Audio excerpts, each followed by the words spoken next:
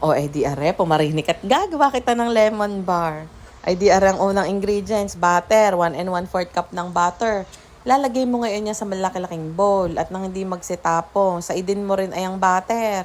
Sunod mo ngayon, aring 1 cup ng puting asukal. Kita mo puti yan ha, di puti rin ang gamitin mo.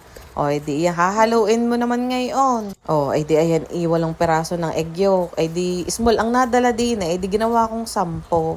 O, ay di kapag large yung itlog nyo, ay di 8 lang gagamitin yung egg yolk. Ay di are, Alaska, 1 lata. Ay kung ikaw naman ay ayaw ng Alaska at mahal-mahal nga din naman, ay di bumili ka ng ibang brand. Ay are, gusto ko at kasarap naman sa dyan na ring Alaska. Hahaluin mo lang ulit. Kahit ako'y may mixer naman kung may tinatamad maghugas, ay di hinayaan ko ng mangalay ang braso. O, ay di hahaluin ko lang din aring 1 cup ng Bear Brand. O, ay di kasarap din niya at kalinamnam. Bahala ka rin kung anong gusto mong brand. Arang sinasabi kong lemon juice. Ay di kung ayaw mo naman ng may lemon juice, ay di bahala ka. Hindi. Pwede mo naman yung gawin ng caramel bar. Ay di tatanggalin mo lang ay yung lemon juice. Ano?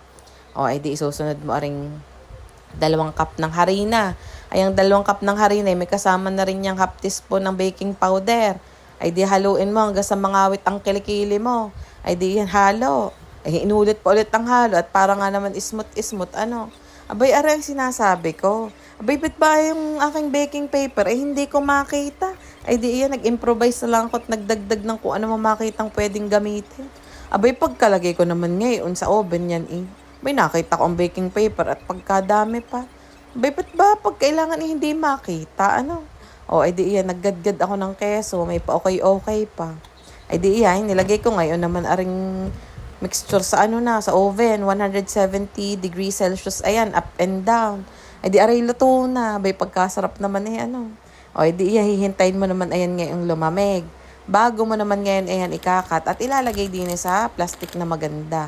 Ay mura din lang ayang plastic. Ikay bumilit kung ikay gagawa, di maganda-ganda naman ang itsura. O ay di iyan. Pagka-chewy niyan sa gitna. Ay kung ako sa iyo ako'y gagawa na, bay ako'y effort di yan O para lang kayo makagawa.